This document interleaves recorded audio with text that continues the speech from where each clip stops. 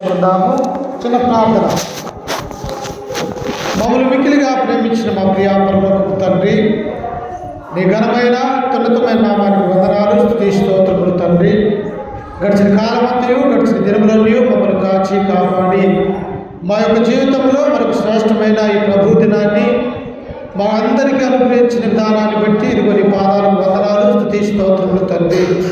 నేడున్నటువంటి యొక్క పరిశుద్ధమైనటువంటి ఆదివారమున ప్రపంచంలో ఉన్నటువంటి అనేక మంది భక్తి పరులు తండ్రి, క్రైస్తవులుగా ఉన్నటువంటి నీ బిడ్డలందరూ, అందులో మేమును తండ్రి చిన్న మందగా నీ యొక్క పాద సన్నిధానంలో కూర్చొని ఆయా ఆత్మతోనూ సత్యముతోనూ నిన్ను ఆరాధన చేస్తూ ఉంటుండగా మమ్మల్ని అందరినీ దీవించి ఆశీర్వదించి బలపరచండి తండ్రి.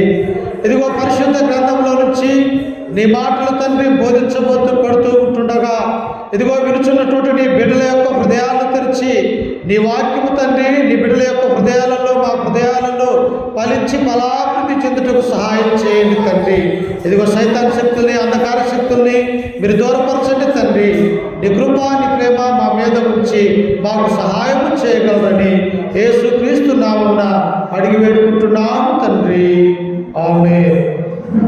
క్రీస్తునందు ప్రేమైనటువంటి ఈ ప్రభు దినాన కూడి వచ్చిన సకల పరిశుద్ధులకును పెద్దలకును చిన్న బిడ్డలకి మన రక్షకుడు ప్రభు అయినటువంటి యేసుక్రీస్తు నామమున మీ అందరికీ వందనాలు తెలియజేస్తూ ఉన్నాను. దేవుడు ఈ సంవత్సరం అంతా కూడా మనల్ని కాచి కాపాడి మొన్నటి బుధవారం రోజున క్రిస్మస్ అందరం కూడా సంతోషంతో సమాధానంతో దేవుని యొక్క మందిరంలో మనమందరం కూడా గడుపుకున్నాము. అలాగనే మరొక 3 రోజులలో నూతన సంవత్సరం రాబోతూ ఉన్నది. నూతన సంవత్సరంలో చివరి వారమైనటువంటి యొక్క ఆదివారమున ఆయన యొక్క సన్నిధిలో ఉండటము, ఆ తర్వాత నూతన సంవత్సరం 2025లో కూడా దేవుని యొక్క సన్నిధిలో మనం అందరం ఉండి దేవుని నామాన్ని ఎల్లప్పుడూ కూడా కనపరిచేవారిగా ఉండాలి ప్రియులారా. అందుకనే మనం ప్రతి ఆదివారం కూడా పాటలు పాడుకుంటూ ప్రార్థన చేసుకుంటూ దేవుని యొక్క వాక్యాన్ని వింటూ అలాగనే క్రీస్తు యొక్క మరణ సమాధి పునరుత్థానం అనే ఆయన యొక్క శరీరాన్ని ఆయన యొక్క రక్తాన్ని త్రాగుచు ఈ లోకంలో ఒక క్రైస్తవ జీవితాన్ని మనం అందరం కూడా కొనసాగిస్తూ ఉన్నాం. అయితే పరిశుద్ధ గ్రంథంలో కూడా ప్రియులారా, మనకంటే ముందున్నటువంటి వారు, మనకంటే గొప్పవారిగా పిలువబడ్డటువంటి అనేక మంది భక్తులు ఈ గ్రంథంలో మనకు ఉన్నట్టుగా మనం చూస్తూ ఉన్నాం. అయితే నేటి దినాన కూడా ఫిలోమోను అనేటువంటి ఒక కుటుంబాన్ని గురించి మనం ఆలోచన చేయబోతూ ఉన్నాం. ఒక కుటుంబంలో మంచివారు పిల్లలు, కొంతమంది చెడ్డవారిగా ఉంటూ ఉన్నారు. అలాగనే భూలోకంలో ఉన్నటువంటి ప్రతి ఒక్క కుటుంబంలో కూడా అనేక మంది కుటుంబాలు దేవుని పట్ల విధేయత కలిగి ఉన్నారు. దేవుడంటే భయం లేనటువంటి కుటుంబాలు కూడా ఈ భూలోకంలో ఉంటూ ఉన్నాయి. కానీ ఈ యొక్క పరిశుద్ధ గ్రంథంలో ఉన్నటువంటి ఒక కుటుంబము అసలు దేవుడంటే ఎంత భయమో, దేవుడంటే ఎంత భక్తో, ఆయన దేవుడంటే ఎంత విశ్వాసం కలిగి ఉన్నదో ఈ కుటుంబం వలె మన యొక్క కుటుంబాలు కూడా ఎందుకు మనము కట్టుకోకూడదు అన్నటువంటి ఆ విషయాన్ని మనం ఆలోచించబోతూ ఉన్నాం. చూడండి, నాతో పాటు పరిశుద్ధ గ్రంథంలో నుంచి ఫిలోమోనుకు రాసినటువంటి పత్రిక, అపోస్తులైనటువంటి పౌలు గారు ఫిలోమోనుకు రాసినటువంటి పత్రిక 1వ అధ్యాయము 1వ వచనాన్ని చదువుకుందాము. క్రీస్తు యేసు ఖైదీ అయిన పౌలును, సహోదరుడైన తిమోతియును, మా ప్రియుడును జతపనివాడునైన ఫిలోమోనుకును, మన సహోదరి అయిన అప్పియకును, తోటి యోధుడైన అర్కిప్పుకును, నీ ఇంట ఉన్న సంగమునకు శుభమని చెప్పి రాయునది. వీళ్ళారా ఇక్కడ మనకు ఎంతమంది కనిపిస్తూ ఉన్నారు అంటే, ఈ యొక్క కొలస్సీ అనేటువంటి ఈ పట్టణంలో ఉన్నటువంటి కుటుంబంలో 3 మనుషులు ఇక్కడ ఉంటూ ఉన్నారు ప్రియులారా. ఎవరెవరంటే 3 మనుషులు. ఒకటి ఫిలోమోను గురించి పౌలు గారు రాస్తూ ఉన్నారు. ఆ తర్వాత ఆయన భార్య అయినటువంటి అప్పియకు రాస్తూ ఉన్నాడు. ఆ తర్వాత వారిరువురికి దేవుడిచ్చినటువంటి కుమారుడైనటువంటి అర్కిప్పుకు, అంటే ఒక 2 భార్యాభర్తలుగా ఉన్నారు. వారికి దేవుడిచ్చినటువంటి కుమారుడైనటువంటి అర్కిప్పు అనగా 3 ఆ ఇంట్లో ఉన్నారు ప్రియులారా. ఈ ముగ్గురు గురించి కూడా దేవుని యొక్క గ్రంథంలో వారి పేర్లు రాయబడ్డాయంటే వాళ్ళు ఎంత భక్తిగా జీవించి ఉండొచ్చు మనందరము కూడా అర్థం చేసుకోవాలి. అందుకనే పౌలు ఎక్కడ ఉన్నాడట? క్రీస్తు యేసు ఖైదీ అయిన పౌలు క్రీస్తు సేవకులకు క్రీస్తు స్వార్థ నిమిత్తమై అపోస్తులైనటువంటి పౌలు గారు రోమా యొక్క చెరలో ఉండి ఈ పత్రికను ఈ కుటుంబానికి రాస్తూ ఉన్నాడు. ప్రియులారా, తను బాధలలో ఉన్నాడు, తను పోలీసులలో ఖైదీగా చేయబడి ఉన్నాడు. ఎందుకు? ఇదిగో పౌలా, నీవు దేవుని యొక్క స్వార్థ యొక్క ప్రాంతంలో నీవు ప్రకటించకూడదు. నీవు ప్రకటించడం వలన లోకంలో ఉన్నటువంటి మా యొక్క దేవతలు వాళ్ళు తగ్గిపోతూ నీవు ప్రకటిస్తున్నటువంటి యేసుక్రీస్తు గొప్పవాడైపోతూ ఉన్నాడు. ఈ యొక్క రోమా ప్రభుత్వంలో ఉన్నటువంటి వారందరూ కూడా పౌలు మీదకి తెచ్చినటువంటి ఈ నేరారోపణ బట్టి పౌలు రోమాశర్లో సంఖ్యలతో బందీ ఉన్నట్టుగా మనం చూస్తూ ఉన్నాం.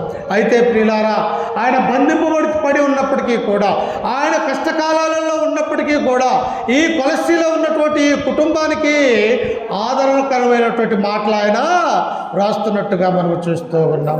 అందుకని ఆయన గురించి ఏమంటున్నాడంట? మా ప్రియుడును జత పనివాడునైన ఫిలోమోనుకును మన సహోదరి అయిన అప్పియకు అంటూ ఉన్నాడు. అంటే పౌలు ఆ యొక్క ఫిలోమోను గురించి రాస్తూ ఉన్నాడు. ఓ ఫిలోమోను, నువ్వు ఎలాంటి వాడంటే మాతో పాటు జత పనివాడిగా ఉన్నావు. మేము ఎలాగైతే దేవుని యొక్క సువార్తను వెదజల్లుతూ ఉన్నామో, నీవును నీ యొక్క కుమారుడును నీ యొక్క భార్య అనగా మీ ముగ్గురు కూడా దేవుని యొక్క సువార్తను వెదజల్లే కుటుంబముగా మీరుంటూ ఉన్నారు అని పౌలు తన పత్రిక ద్వారా తెలియపరుస్తూ ఉన్నాడు. ప్రియులారా, చూశారంటే ఒక కుటుంబంలో ముగ్గురు వ్యక్తులు ఉంటే ముగ్గురు కూడా దేవుడంటే భయం కలిగి ఉన్నారు, దేవుడంటే భక్తి కలిగి ఉన్నారు. అంత మాత్రమే కాదు, తానుంటున్నటువంటి ఇంట్లోనే వారు కూడుకుంటూ ప్రతి ఆదివారం కూడా దేవుని యొక్క సంఘముగా అనేక మందిని కూడా తమ ఇంటిలోనికి ఆహ్వానించుకుంటూ దేవుని యొక్క వాక్యాన్ని అందిస్తున్నటువంటి ఈ కుటుంబాన్ని మనం చూస్తూ ఉన్నాం. ప్రియులారా, ఇక వారిలో ఏమన్నా ఉంటుందా? వారికి ఏమన్నా బాధ ఉంటుందా? వారికి ఏదన్నా వారి దగ్గరికి సాతాను వస్తుందా? ఇంట్లోకి ఏది కూడా రాదు ప్రియులారా. ఎందుకు? ఆ కుటుంబంలో దేవుడు నివసిస్తూ ఉన్నాడు. ఆ కుటుంబంలో అనేక మంది పరిశుద్ధులు తమ యొక్క పాదాలు ఆ కుటుంబంలో పెడుతూ ఉన్నారు కనుక ఏ సాతాను కూడా ఆ కుటుంబానికి దరి చేరదు. ప్రియులారా, దేవుడు ఉన్న కాడికి దయ్యం వస్తుందమ్మా? రాదు. ఎప్పుడైతే మనం త్రోవ తప్పిపోతామో, ఎప్పుడైతే మనలో నుండి మన హృదయంలో నుండి దేవుడు బయటికి వెళ్ళిపోతాడో సాతాను మన యొక్క హృదయంలో ఉండటానికి అవకాశం ఉంటూ ఉన్నది. అందుకే ఇక్కడ పౌలు కింద వచనంలో ఉంటూ 4వ వచనంలో చూడండి ఒకసారి, నీ ప్రేమను గురించి ప్రభు అయిన యేసు ఎడలను సమస్త పరిశుద్ధుల ఎడలను నీకు కలిగి ఉన్న విశ్వాసమును గూర్చి నేను విని నా ప్రార్థనల యందు నీ నిమిత్తమును విజ్ఞాపన చేయొచ్చు. ఫిలోమోను ఎలాంటి వాడంట? ఎప్పుడైతే దేవుడంటే నమ్ముకున్నాడో, ఎప్పుడైతే దేవుడంటే విశ్వాసం కలిగి తన భార్యకు తన యొక్క కుమారుడికి దేవుని యొక్క వాక్యము ప్రకటించి వారిని క్రీస్తులోనికి నడిపించుకున్నాడో, ప్రియులారా, ఈయన కుటుంబం ఎలా ఉన్నదంటే ప్రేమ కలిగినటువంటి కుటుంబంగా ఉన్నది. ఎవరైనా అనాథలు వస్తే తమ ఇంట్లోనికి ఆహ్వానించుకునే వారిగా ఉన్నారు.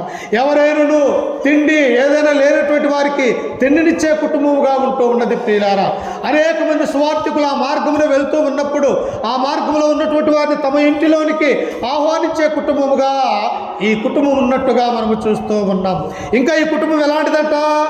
నీ ప్రేమను గూర్చి ప్రభు అయిన యేసు క్రీస్తు ఎడల నీకున్న భక్తిని గూర్చి, పరిశుద్ధుల ఎడల నీకు కలిగి ఉన్న విశ్వాసమును గూర్చి నేను విని నా ప్రార్థనల యందు నీ నిమిత్తము విజ్ఞాపన చేయొచ్చు.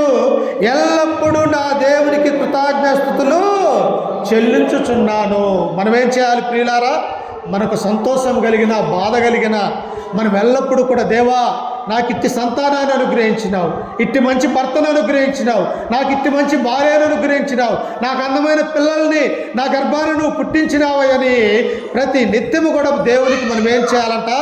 దేవునికి కృతజ్ఞాస్తుతులు చెల్లించాలి. ప్రియుల దావీదు మహారాజు అనేది అదే, నా ప్రాణమా ఎల్లప్పుడూ కూడా ఆయనను స్తుతించుము, నా అంతరంగనున్న సమస్తమా ఆయన చేసిన మేలులు దేనిని మరొక ఆయనకే కృతజ్ఞాస్తుతులు చెల్లించాలి. ప్రియుల మన యొక్క జీవితంలో దేవుడు మనకు మేలు చేయట్లేదా? ఈనాడు మనకు మంచి ఆరోగ్యాన్ని అనుగ్రహించి దేవుని యొక్క సన్నిధిలో కూర్చొని ఆయన ఆరాధించుకో సంపాదించుకునే గొప్ప భాగ్యాన్ని మనకిస్తే ఇది ఒక ధన్యత కాదా ప్రియులారా? ఈనాడు అనేక మంది మంచి ఆరోగ్యం కలిగి లేక అనేక మంది కూడా వారి యొక్క ఇబ్బందులలో ఉంటున్నటువంటి వారిని మనం చూస్తాం. కానీ దేవుని నమ్ముకున్నటువంటి మనల్ని మనకున్నటువంటి మన విశ్వాసాన్ని బట్టి దేవుడు ఏం చేస్తున్నాడంటే, నా పిల్లలు నా యొక్క మందిరంలో ఉండాలా అని చెప్పేసి మనల్ని దీవిస్తూ ఉన్నాడు ప్రియులారా. ఇంకా అందుకే ఇక్కడ మనం చదువుకుంటే చూడండి, ఆయన క్రీస్తును బట్టి మీ యందున్న ప్రతి శ్రేష్టమైన వరము విషయమై నీవు అనుభవపూర్వకముగా ఎరుగుట వలన ఇతరులు నీ విశ్వాసమందు పాలువారగుట అనున్నది కార్యకారి కావాలని వేడుకొనుచున్నాను. అపోస్తలుడైనటువంటి పౌలు అంటాడు, నేను ఎలాగైతే క్రీస్తుని పోలి నడుచుకున్నానో ఈ లోకంలో ఏ మనిషిని కూడా నేను పోలి నడుచుకోవట్లేదు, కానీ నా యొక్క భక్తి నా యొక్క విశ్వాసము క్రీస్తు ఎలాగైతే ఈ లోకంలో ఉన్నప్పుడు నడుచుకుని ఉన్నాడో నేను కూడా అట్టి నడకని నేర్చుకుంటూ ఉన్నానంటూ ఉన్నాను. ప్రియులారా, ఈ లోకంలో అనేకమైన నడకలు సరైనటువంటి నడతలు లేనటువంటి వారిగా మనము చూస్తాం. కానీ బైబిల్లో ఉన్నటువంటి వ్యక్తులు ఎలా ఉన్నారు? యేసు క్రీస్తును మాదిరిగా ఉంచిపోయినాడు. యేసు క్రీస్తు యొక్క లోకంలో ఏమేమి మాదిరి ఉంచాడు? ఆయన మీద అనేక మంది నిందలు వేస్తూ ఉన్నా, ఆయనను శ్రమ పెడుతూ ఉన్నా, ఆయన మీద ఉమ్మి వేస్తూ ఉన్నా, ఆయనను కొరడాలతో కొడుతూ ఉన్నప్పటికీ కూడా ఆయన ఎటువంటి తన నోటి నుండి ఒక శాపము కలిగినటువంటి మాట ఆయన మాట్లాడలేదు ప్రియులారా. ఆయన ఒక పక్క కొడుతున్నప్పటికీ కూడా, కొరడాలతో కొట్టిన సిలువ భారం మీద తన మీద పెట్టినప్పటికీ కూడా, ఆ సిలువ మీద మూడు మేకులు ఆ రక్తము చిందించబడుతూ కొట్టినప్పటికీ కూడా ఆయన ఏమన్నాడో తెలుసా? తండ్రి, వీరేమి చేయుచున్నారు, వీరు ఎరుగరు, వీరిని క్షమించమన్నాడు ప్రియులారా. చూశారా? అంటే ఎంతటి ప్రేమ కలిగినటువంటి వాడు ఆయన. దేవుని యొక్క ప్రేమ అంటే ఇలా ఉంటుందా అని మనకు రుచి చూపించినటువంటి వాడు ప్రభు అయినటువంటి యేసుక్రీస్తు. మనందరికీ కూడా తెలియదు దేవుడు ఏ పోలికతో ఉంటాడో, దేవుడు ఎలా ఉంటాడో మన యొక్క కళ్ళతో మనము చూడలేదు. కానీ ఇదిగో దేవుడు అంటే ఎలా ఉంటాడు, తండ్రి అయినటువంటి దేవుడు, ఆయన స్వరూపము నాలావలే ఉంటుంది. ఆయన వ్యక్తిత్వము, ఆయన యొక్క జీవితము, ఆ పరలోకములో ఉన్నటువంటి ఆ మహానుభావుని యొక్క కుమారుణ్ణి, నేనే ఈ లోకానికి వచ్చినటువంటి యేసుక్రీస్తు మనకు ఒక దేవుణ్ణి చూపిస్తూ ఉన్నాడు ప్రియులారా. అందుకనే ఒక మాదిరి అంటూ ఉన్నాడు. అందుకని అపోస్తలుడైనటువంటి పౌలు అక్కడ ఏమంటూ ఉన్నాడు? నేను క్రీస్తును పోలి నడుచుకున్న ప్రకారము మీరు నన్ను పోలి నడుచుకోమంటూ ఉన్నాడు. క్రీస్తు ఎలాగైతే ఈ యొక్క లోకంలో ఉన్నప్పుడు అనేక మందిని స్వస్థపరిచాడు, అనేక మందికి కూడా ఆహారాన్ని అందించాడు, అనేక మందిని కూడా తన యొద్దకు పిలుచుకొని దేవుని యొక్క రాజ్య స్వార్థ బోధించి ఉన్నాడో, నా జీవితంలో కూడా నేను క్రీస్తు వలె ఈ లోకంలో ఉండటానికి ప్రయాసపడుతూ ఉన్నానని పౌలు మనకు సెలవిస్తూ ఉన్నాడు. మనము కూడా ఎలా ఉండాలా? దేవుని యొక్క వాక్యం వింటున్నటువంటి మనము క్రీస్తు యొక్క ప్రేమ, క్రీస్తు యొక్క మాదిరి, క్రీస్తు లక్షణాలను కలిగి మనము జీవించినట్టయితే మనల్ని కూడా దేవుడు ఆశీర్వదించుతాడు ప్రియులారా. ఇక్కడ ఫిలోమోను కూడా ఏమంటూ ఉన్నాడు? ఆయన క్రీస్తుని బట్టి మీ యందు ప్రతి శ్రేష్టమైన వరము విషయమై నీవు అనుభవపూర్వకముగా ఎరుగుట వలన ఇతరులు నీ విశ్వాసమందు పాలువారగుతారు. నిన్ను బట్టి, సంఘములో నీ యొక్క నడవడికను బట్టి, నీవు బోధించే బోధన బట్టి. ఎందుకంటే ప్రియులారా, మనము స్వార్థకులుగా ఉన్నప్పుడు, మనము క్రైస్తవులుగా ఉన్నప్పుడు ఇతరులు మనములను చూసి మంచి నడవడికలో మారటానికి అవకాశం ఉంటూ ఉన్నది. ఒకవేళ మనమే దేవుడు అంటే తెలియనటువంటి వారిగా, భక్తిపరురాలుగా లేకపోయినట్టయితే ఎవరు కూడా మనల్ని చూసి అనుసరించరు అన్నటువంటి విషయాన్ని మనం గుర్తుంచుకోవాలి ప్రియులారా. ఇంకా కింద వచనంలో చదువుకుంటే చూడండి ఒకసారి, 7వ వచనంలో చదివా 1:7. సహోదరుడా, పరిశుద్ధుల హృదయములు నీ మూలముగా విశ్రాంతి పొందినందున నీ ప్రేమను బట్టి నాకు విశేషమైన ఆనందమును ఆదరణయు కలిగెను. ఫిలోమోను కుటుంబం ఎలా ఉన్నదంట? నీవు పరిశుద్ధముగా జీవిస్తూ ఉన్నావు. యేసుక్రీస్తు అంటాడు, పేతురు రాసినటువంటి మొదటి పత్రిక 1వ అధ్యాయం 14వ వచనం అంటాడు, నేను పరిశుద్ధున్నై ఉన్న ప్రకారము మీరును పరిశుద్ధులై ఉండాలి ప్రియులారా. ఈ లోకంలో మనము పాపం అనేది బాప్తిస్మం అనే కార్యక్రమం ద్వారా పాతి పెట్టబడి ఒక నూతనమైనటువంటి శిశువు తల్లి గర్భంలో నుండి బయటకు వచ్చినప్పుడు ఎలాగైతే పరిశుద్ధత కలిగి ఉంటామో, క్రీస్తును ధరించుకొని క్రీస్తు రక్తంలో కడగబడ్డటువంటి మన యొక్క జీవితాలు కూడా ఒక తెల్ల పేపర్ మీద ఎటువంటి ఏ ఇంకు మచ్చలేగా ఉంటూ ఉన్నదో, క్రైస్తవుని యొక్క జీవితం కూడా అట్టి పరిశుద్ధత కలిగి జీవితాన్ని జీవించాలి ప్రియులారు. అందుకని ఇక్కడ ఫిలోమోను ఎలా ఉన్నాడట? సహోదరుడా, పరిశుద్ధుల హృదయములు నీ మూలముగా విశ్రాంతి పొందినందున నీ ప్రేమను బట్టి నాకు విశేషమైన ఆనందమును ఆదరణయు కలిగెను.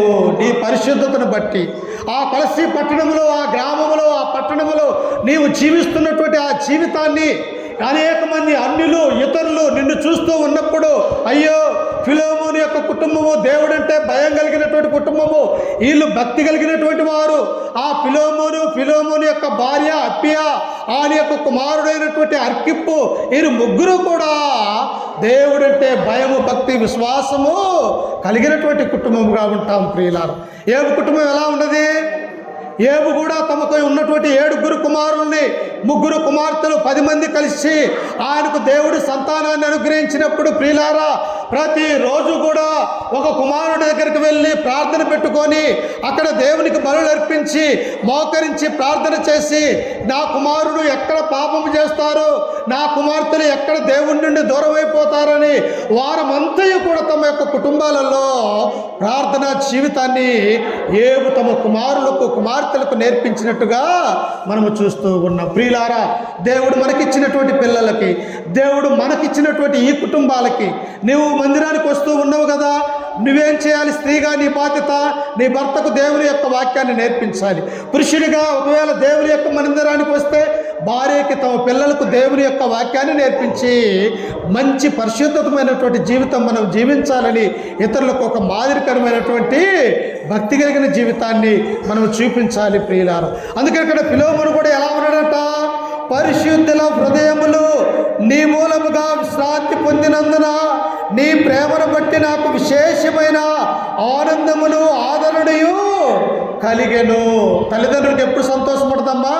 కుమార్తెలు మంచి చదువుకొని మంచి ప్రయోజకులయ్యి, లేకపోతే గొప్ప ఉద్యోగాలలో, లేకపోతే మంచి ధనవంతులుగా తయారైనప్పుడు, లేకపోతే సమాజంలో, సంఘములో మనవారి కుమార్తె మంచివారు అని చెప్పేసి ఇతరులు మన యొక్క కుమారుల గురించి చెప్పుకుంటున్నప్పుడు ఆ కుటుంబంలో ఎంతో సంతోషము, ఆనందం అనేది ఉంటూ ఉన్నది ప్రియులారా. అబ్రహాముకు ఒక్కడే కుమారుడు ఇస్సాకు.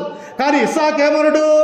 దేవుడు అబ్రహాముతో అన్నాడు, అయ్యా నీకున్నటువంటి నీ యొక్క కుమారుణ్ణి నాకు బలిగా అర్పించమని దేవుడు అబ్రహాముని అడిగినప్పుడు ఆ అబ్రహాము తమ కుమారుడితో ఆయన చెప్పుకుంటూ, అయ్యా ఇదిగో దేవుడు మనల్ని ఆ మోరియా కొండకు తీసుకుని రమ్మనమన్నాడు, మనం ఎక్కడికి వెళ్ళాలా, ఆయనకు దహన బలి అర్పించాలని ఆ చిన్న కుమారుడైనటువంటి ఆ ఇస్సాకుని వెంటబెట్టుకొని మోరియా కొండకు వెళ్ళినప్పుడు ప్రియులారా, ఇస్సాకు మాటలు మాట్లాడలేదు. ఎందుకు? తెలుసు, బలర్పించాలంటే కట్టెలు కావాలా, బలర్పించాలంటే కత్తి ఉండాలా, బలర్పించాలంటే హోటల్ ఉండాలా.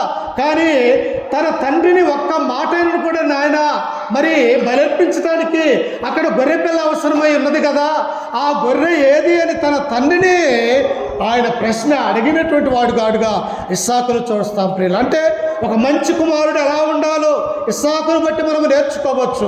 అలాగనే యేసుక్రీస్తు వారు కూడా ఈ లోకంలో ఒక మంచి కుమారుడుగా తన తల్లిదండ్రులకి 30 సంవత్సరాల పాటు వడ్రంగి పని చేసుకుంటూ తమ తల్లికి, తమ తండ్రికి లోబడినటువంటి వాడిగా యేసుక్రీస్తుని మనం చూడగలం ప్రియులారా.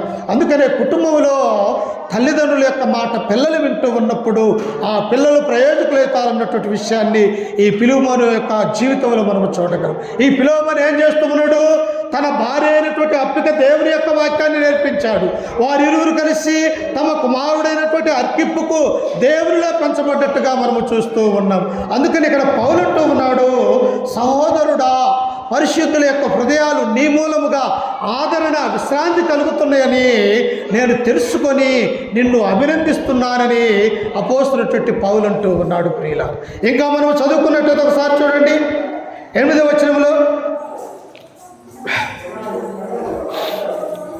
కావున యుక్తమైన దాన్ని గురించి నీకు ఆజ్ఞాపించుటకు క్రీస్తునందు నాకు బహుధైర్యము కలిగి ఉన్నను వృద్ధుడును, ఇప్పుడు క్రీస్తు యేసు ఖైదీ అయిన పౌలును నేను ప్రేమను బట్టి వేడుకొనటం మరి మంచిదనుకొని నా బంధకములలో నేను కనిన నా కుమారుడకు ఒనేసిము కోసము నిన్ను వేడుకొనుచున్నాను.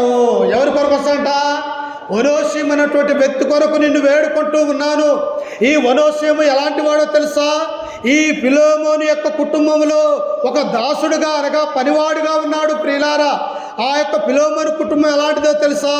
గొప్ప ధనవంతమైనటువంటి కుటుంబముగా, గొప్ప గృహాలుగా ఉన్నటువంటి కుటుంబముగా, ఆ పట్టణంలోనే ధనవంతుడిగా ఉన్నటువంటి ఈయనకి అనేక మంది పనివారులు, దాసులు ఉన్నారు ప్రియులారా. అంత ధనం ఉన్నప్పటికీ కూడా క్రీస్తు అంటే ప్రేమ కలిగి ఉన్నాడు, దేవుడంటే భక్తి కలిగి ఉన్నాడు. ఆదివారం వచ్చేసరికి తన ఇంటిలో కూడుకునేవాడిగా ఉన్నాడు. ఆదివారం వచ్చేసరికి ఆయన ఆత్మతోను సత్యముతోను దేవుణ్ణి ఆరాధించేవాడిగా ఉన్నాడు. అందును బట్టి పౌలంటూ ఉన్నాడు, ఇదిగో నిన్ను వేడుకుంటూ ఉన్నాను ఫిలోమోను, నా బంధకాలలో అనగా రోమాచరలో ఉన్నటువంటి నేను ఆత్మ సంబంధంగా స్వార్థ ద్వారా నేను కనిన నా కుమారుడైనటువంటి ఒనోషిము కొరకు నిన్ను వేడుకుంటున్నాను. ఎవరి ఒనోషిము? ఒనోషిము అనగా అర్థము ప్రయోజనకరమైన వాడు. ఎవరంట? ఒనోషిము అనగా అర్థము ప్రయోజనకరమైనటువంటి వాడు ప్రియులారా. ఎవరికి ప్రయోజనంగా ఉన్నాడు? చూడండి కింద వచనములో 11వ వచనములో,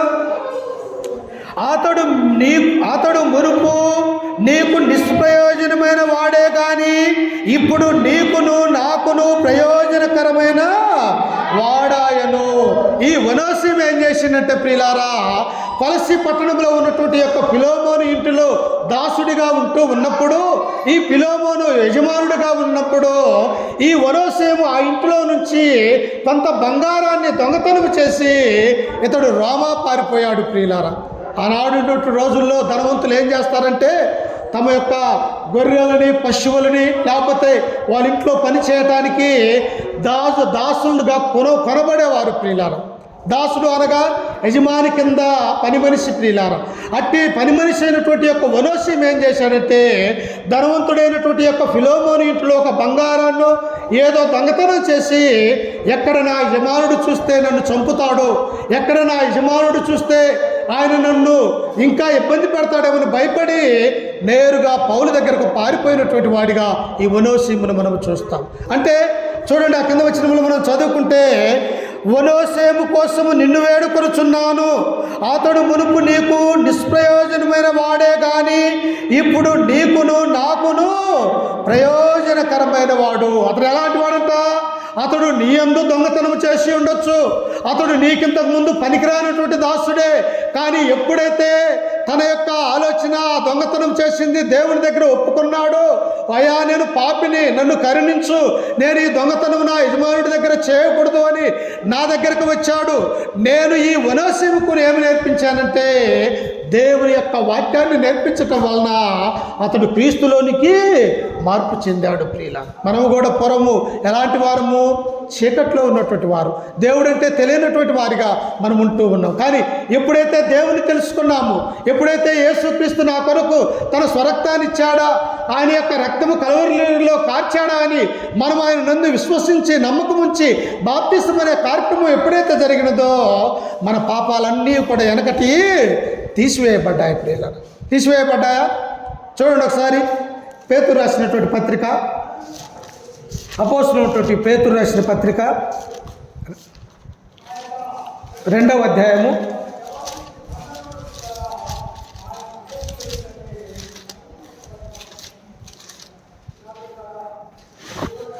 1 పేతురు రాసినటువంటి పత్రిక 2వ అధ్యాయం 1వ వచనం చదువుకుందాం.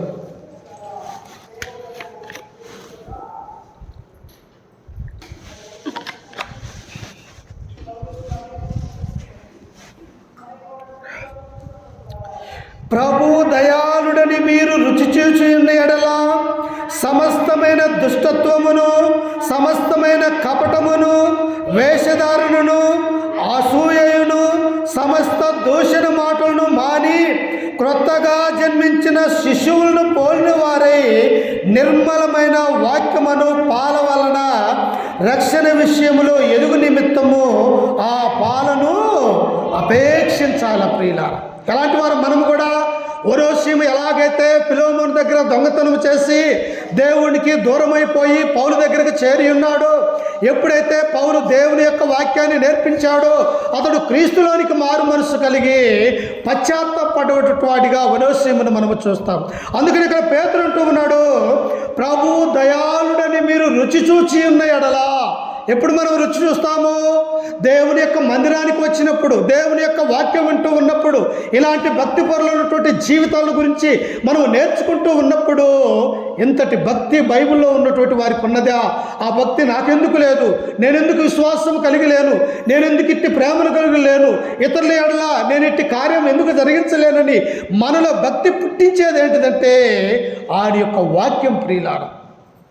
ఎందుకంటే ఈ వాక్యం ఎలాంటిదో చూడండి, కింద వచ్చి అంటాడు, ఈ వాక్యం మన హృదయంలో ఉంటే ఏమిటిదో తెలుసా?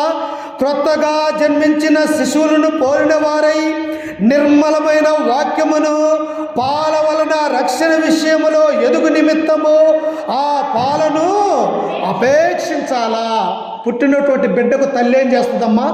చక్కటి పాలందిస్తేనే ఆ బిడ్డ రోజు రోజుకు కూడా పెరిగి పెద్దవాడైపోతాడు ప్రియులు.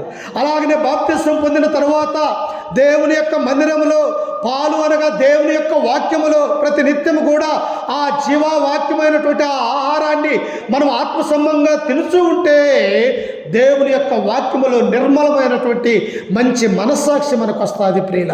ఈ యొక్క ఒనేసిము కూడా పూర్వం ఎలాగ ఉండడు?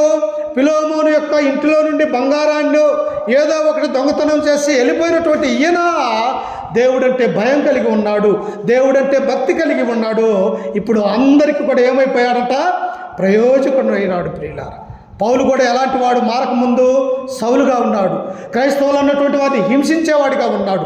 కొరడాలతో కొడతాడు, ఆయన కత్తులతో చంపుతాడు, అనేక మందిని కూడా చెరసాలలో బంధించినాడు. స్టెఫను యొక్క రాళ్లతో కొట్టి చంపుతూ ఉన్నప్పుడు ఆ స్టెఫను చావుకు కారకుడైనాడు సౌలు. కానీ ఒకానొక సమయంలో దమస్కు మార్గంలో ఉన్న క్రైస్తవులు కూడా హింసించి వారిని యెరూషలేము తీసుకొని రావాలని ఆ మార్గ మధ్యంలో వెళ్తూ ఉన్నప్పుడు ప్రభు అయినటువంటి యేసుక్రీస్తు వారు దర్శన రీతిగా సౌలుకు కనిపించాడు ప్రియులారా. సౌలా సౌలా నీవెలా నన్ను హింసించుచున్నావు అన్నాడు. వాస్తవంగా ఎవరిని హింసిస్తున్నాడు సౌలు? ఎవరైతే క్రీస్తునందున్నారో, ఎవరైతే క్రైస్తవులు అనబడినటువంటి వారు ఉన్నారో, ఎవరైతే మందిరాలకు వెళ్తూ ఉన్నారో అట్టి వారిని ఈడ్చుకుంటూ కొట్టుకుంటూ చెరసాలలో బంధించే ఈ సౌలు దేవుడు చూశాడు ప్రియులారా. అంటే మనం శ్రమ పడితే, మనం బాధపడితే మన పక్షాన ఎవరు నిలబడతారు? తండ్రి అయినటువంటి దేవుడు, ఆయన కుమారుడైనా క్రీస్తు మన పక్షాడు ఉంటాడు. అప్పుడు దేవుడు అన్నాడు, సౌలా సౌలా నీవెలా నన్ను హింసించుచున్నావు అన్నప్పుడు నీవెవడివి యేసు అన్నాడు. అంటే ఆయన అంటాడు, నీవు హింసించుచున్నా యేసును నేను అన్నాడు. ఎవరినైతే హింసిస్తూ ఉన్నావు, నీవెవరినైతే బాధపడుతూ ఉన్నావు, వారందరూ కూడా నా పిల్లలు, నా యొక్క కుమారులు కుమార్తెలు, వారి పక్షాన నీతో మాట్లాడుతున్నారన్నప్పుడు వెంటనే సౌలు ఏమైపోయాడంటే చూపు లేనటువంటి వాడైపోయాడు. 3 రోజులు అన్నపానములు లేక ఎవరైనా నన్ను పట్టుకొని ఎక్కడికైనా తీసుకెళ్తారా అని చెప్పేసి కళ్ళు పోయినటువంటి వాడిగా సౌలున్నాడు ప్రియులారా. అప్పుడు తన మనసు మార్చుకున్నాడు, అయ్యో నేనెంత దౌర్భాగ్యుడును, నేనెంత అనేకుని ఎడల ఎంత దుర్మార్గంగా వ్యవహరించాను, ఒక నీతిమంతుడైనటువంటి స్టెఫను సావుకు నేను కారణమయ్యాను అని తన మనస్సు మార్చుకున్నటువంటి వాడిగా సౌలును మనము చూస్తాం ప్రియులారా. అప్పటి నుంచి ఆయన ఎనుదిరగక ఆ ప్రాంతాలలో దేవుని యొక్క వాక్యాన్ని ప్రకటిస్తూ ఇదిగో ఫిలోమోను లాంటి కుటుంబాలని ఈ కొలస్సీ పట్టణంలో ఆయనే స్థాపించింది ప్రియులారా. ఆయనే కట్టాడు ఈ యొక్క సంఘాన్ని అన్నటువంటి విషయాన్ని మనం గుర్తుంచుకోవాలి. అందుకే ఇక్కడ అంటూ ఉన్నాడు, కింద వచ్చినములు ఆయన ఏమంటున్నాడు? పాల వలన రక్షణ విషయములో ఎదుగు నిమిత్తము ఆ పాలను అపేక్షించుడి. మనుషుల చేత విసర్జింపబడును, దేవుని దృష్టికి ఏర్పరచబడినది అమూల్యమును సజీవమునైన రాయగు ప్రభు వద్దకు వచ్చిన వారే. ఈ లోకంలో ఒకవేళ మనుషులు మనల్ని శ్రమ పెట్టచ్చు ప్రియులారా, మనుషులు మనల్ని విసర్జించవచ్చు, కానీ మనల్ని పుట్టించినటువంటి ఆ దేవుడు మనల్ని విసర్జించడు ప్రియులారా. ఒకవేళ మనకు జన్మనిచ్చినటువంటి మన తల్లిదండ్రులు మనకు దూరం అయిపోవచ్చు, కానీ మనకు ఆత్మ సంబంధంగా జన్మనిచ్చిన తా యొక్క తల్లిదండ్రి ఎల్లప్పుడూ కూడా మనల్ని తల్లిలాగా తండ్రిలాగా మనల్ని చూసుకుంటాడు ప్రియులారా. ఆయన ముదిము వచ్చే వరకు ముద్దాడేవాడిగా మనల్ని ఉంటాం. మనం ఏ స్థితిలో ఉన్నా, పాపులుగా ఉన్నా, ఎలా ఉన్నా ఆయన నా యొద్దకు రండి అని దేవుడు పిలుస్తూ ఉన్నాడు. అందుకని ఇక్కడ పేతురు అంటూ ఉన్నాడు, నిర్మలమైనటువంటి మనస్సాక్షితో ఆ పాలన ఏం చేయాలంట? అపేక్షించాలి ప్రియులారా. ఇక్కడ ఫిలోమోను యొక్క కుటుంబాన్ని కూడా చూస్తూ ఉన్నప్పుడు ఎలా ఉన్నాడట? ప్రేమను బట్టి నీకు ఇంతకుముందు నిష్ప్రయోజనమైనటువంటి వాడే కావచ్చు, కానీ ఇప్పుడు మారు మనసు పొందాడు, దేవుడంటే భయం కలిగి ఉన్నాడు, నేను చెప్పే వాక్యాన్ని విన్నాడు వనోసీము, కాబట్టి ఇప్పుడు నీకును నాకును అతడు ప్రయోజనకరమైన ఉన్నాడు. మన యొక్క కుటుంబంలో కూడా అనేక మంది దేవుని యొద్దకు రాలేకపోవచ్చు, దేవుని నుండి దూరం అయిపోవచ్చు, కానీ అటు వారిని మనం ఏం చేయాలా? అయ్యా, ఈ లోకంలో సాతాను ఉన్నాడు, ఆ సాతాను వాడు నీ జీవితాన్ని నాశనం చేస్తాడు. సాతాను మంచి స్నేహంతో నువ్వు చేయాలా, క్రీస్తుతో దగ్గరకు రావాలా, క్రీస్తుతో మన స్నేహం కొనసాగించాలని మన పిల్లలకి, మన అన్నదమ్ములకి, మన వాళ్ళందరికీ, అలాగనే లోకంలో ఉన్నటువంటి ప్రతి అందరికీ కూడా దేవుని యొద్దకు తీసుకుని వచ్చే కార్యక్రమాన్ని మనము చేయాలి ప్రియుల. అందుకని అపోస్తున్నటువంటి పౌలు ఇక్కడ ఏమంటూ ఉన్నాడు?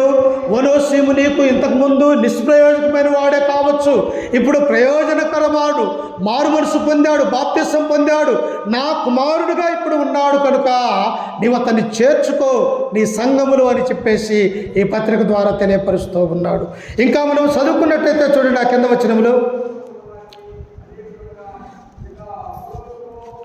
14వ వచనం, అదే ఫిలోమోనుకు రాసినటువంటి పత్రిక 1వ అధ్యాయం 14వ వచనం. నీ ఉపకారము బలవంతము చేతనైనట్టు కాక స్వేచ్ఛాపూర్వకమైనదిగా ఉండవలనని నీ సమ్మతి లేక ఏమీ చేటుకు నాకిష్టము లేదు.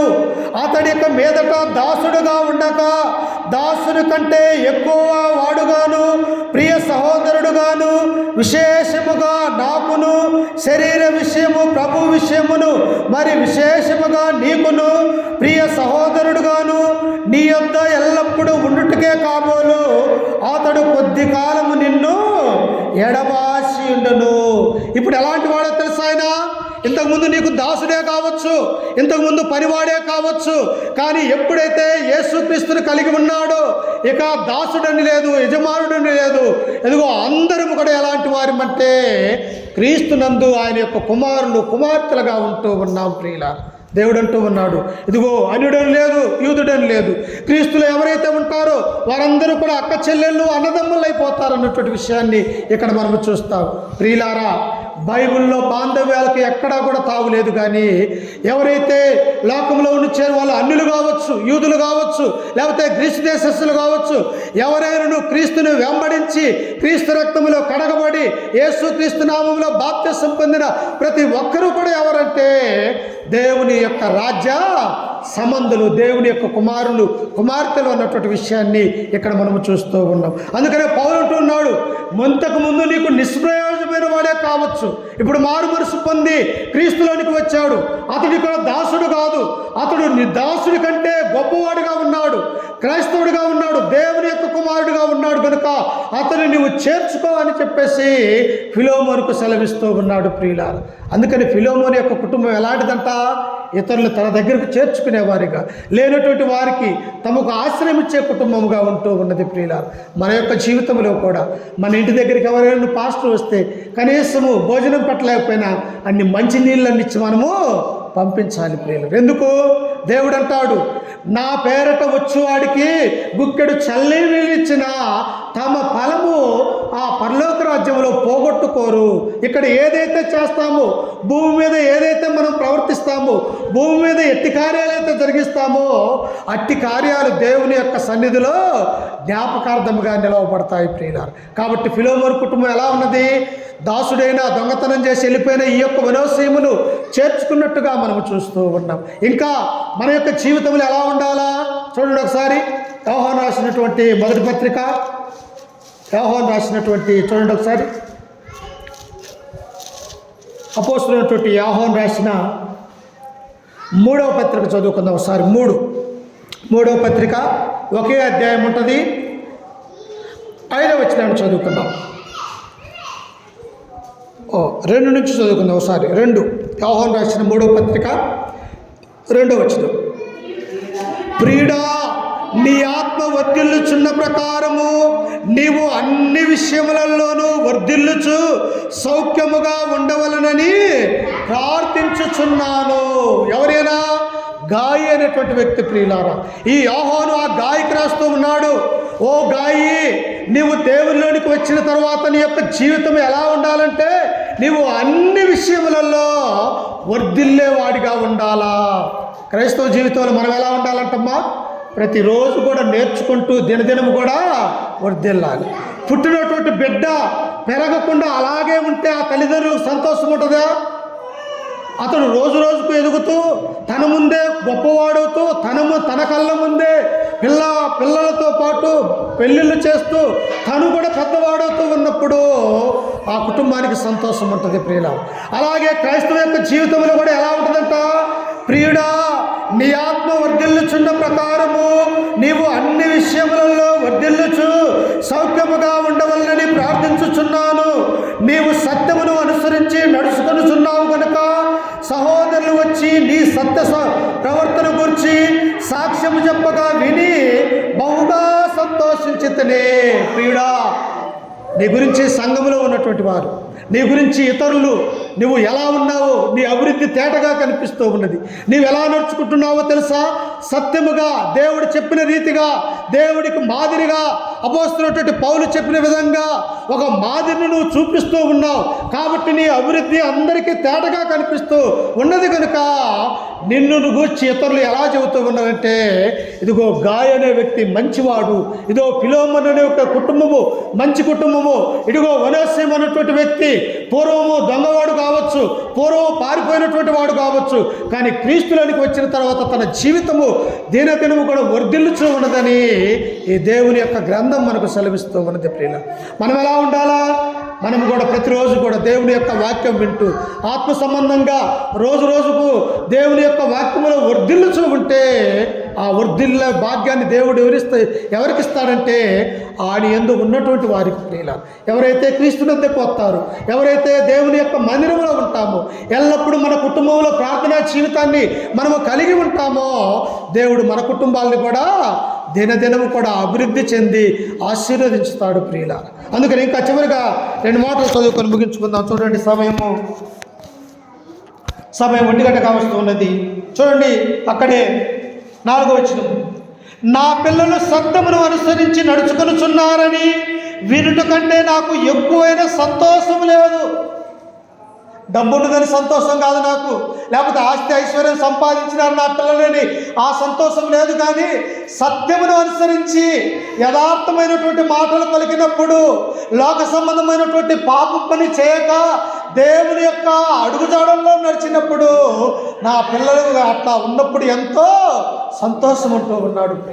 యేసుక్రీస్తు కూడా ఈ యొక్క లోకంలో ఉన్నప్పుడు ఏ ఒక్క పాపని కూడా ఆయన పాపములోనే పడనీయక దేవుని యొద్దకు రమ్మన్నాడు. ప్రియులారా, అందుకని యేసుక్రీస్తు ఒక మాట అంటాడు, మీరు సర్వలోకములకు వెళ్ళి సర్వ సృష్టికి స్వార్థను ప్రకటించండి. ఎవరైతే నమ్ముతారో వారు రక్షింపబడతారు, నమ్మినటువంటి వారికి శిక్ష ఉంటుంది. ప్రియులారా, కాబట్టి మనం ఏం చేయాలా? మన పిల్లలు నమ్మకపోతే దేవుణ్ణి, లేకపోతే మన రక్త సంబంధికులు, లేకపోతే మన యొక్క సంఘములో దేవుని నమ్మినటువంటి వారు ఉంటే వారందరూ కూడా నరకానికి వెళ్ళిపోతారు. ప్రియులారా, ఎవరైతే దేవుని నమ్ముకుంటారో, ఎవరైతే యేసుక్రీస్తుని సొంత రక్షకుడిగా అంగీకరించి ఆయన పేరట సమస్త కార్యాలు జరిగిస్తారో వారు ఎలా చేరుతారంటే పరలోక రాజ్యంలో చేరుతారు. ప్రియులారా, అందుకని ఇక్కడ అంటున్నాడు, నా పిల్లలు సత్యమును అనుసరించి నడుచుకొనుచున్నారని వినుట కంటే నాకు ఎక్కువైన సంతోషము లేదు. ప్రియుడా, వారు పరదేశులైనను సహోదరులుగా ఉన్నవారికి నీవు చేసినదల్లా విశ్వాసకి తగినట్టు చేయుచున్నావు. వారెవరో పరదేశవారు, తెలియనటువంటి వారిని నీ ఇంటిలోనికి ఆహ్వానించుకుంటున్నావు, వారికి మంచి భోజనాలు పెడుతూ ఉన్నావు, మంచి ఆశ్రయం ఇస్తూ ఉన్నావు, ఇట్టి కార్యాలను నువ్వు జరిగిస్తూ ఉన్నావు కనుక ఇదిగో నిన్ను దేవుడు ఆశీర్వదిస్తూ ఉన్నాడని గాయకు చెబుతూ ఉన్నాడు. ప్రియుల, అక్కడ ఫిలోమోను కుటుంబం ఎలా ఉన్నది?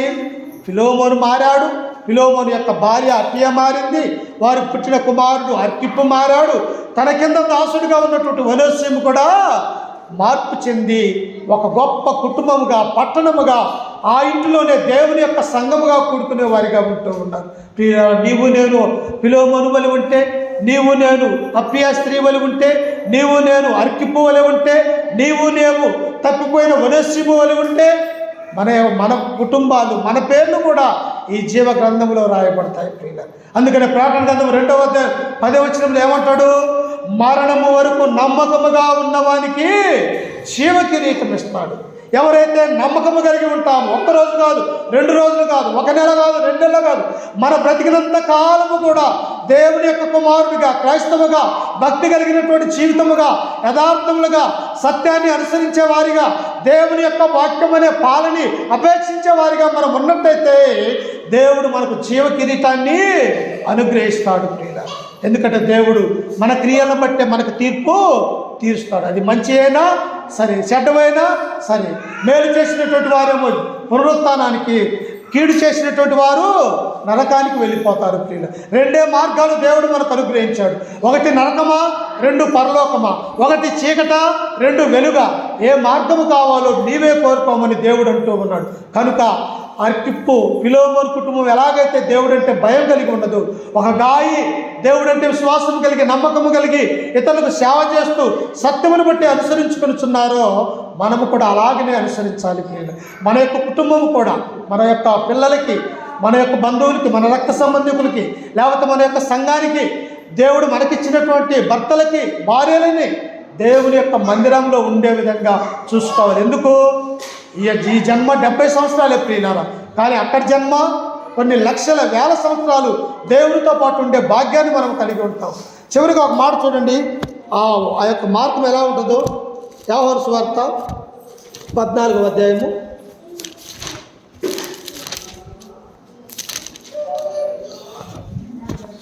1వ వచనం చదువుకుందాం. మీ హృదయమందు కలవరపడనీయకుడి, దేవుని యందు విశ్వాసముంచుచున్నారు, నా యందును విశ్వాసముంచుడి. నా తండ్రి ఇంట అనేక నివాసములు కలవు. ఎవరి యందు విశ్వాసం ఉంచాలంట? మనం కట్టుకున్నటువంటి ఇల్లు ఒక 100 సంవత్సరాల్లో కూలిపోతాయి ప్రియుల. కూలిపోవా? 100 సంవత్సరాలు దాటితే నెర్రలు వాడతాయి. అందుకని ఇక్కడ అంటూ ఉన్నాడు, ఇదిగో దేవుని యందు విశ్వాసం ఉంచుతున్నారు, నా యందును విశ్వాసం ఉంచుడి. నా తండ్రి ఇంట అనేక నివాసములు కలవు. అక్కడ బంగారాలతో కట్టినటువంటి 12 పట్టణాలు గల యెరూషలేము యొక్క పట్టణాలు పునాదులు గల ఉన్నాయి ప్రియులారా. అక్కడ ఏడుపు లేదు, అక్కడ ఆనందం మాత్రమే, సంతోషం మాత్రమే. దేవదూతల వలె తెల్లటి వస్త్రాలు ధరించుకొని ఆ దేవుని యందు ఎల్లప్పుడూ దేవుని స్తుతించేవారిగా ఆ పరలోక రాజ్యంలో మనం ఉండాలంటే మనము దేవుడంటే భయం కలిగి ఉండాలి, భక్తి కలిగి ఉండాలి. మనం నేర్చుకున్న దాన్ని మన పిల్లలకు నేర్పిస్తూ దేవుని యొక్క సన్నిధిలో ఉండాలని చెప్పేసి ఈ వాక్యం ద్వారా మిమ్మల్ని హెచ్చరిస్తూ, ఈ మాటలు నన్ను నేను కూడా హెచ్చరిక చేసుకుంటూ ఓపికతో మీ అందరికీ మన రక్షణ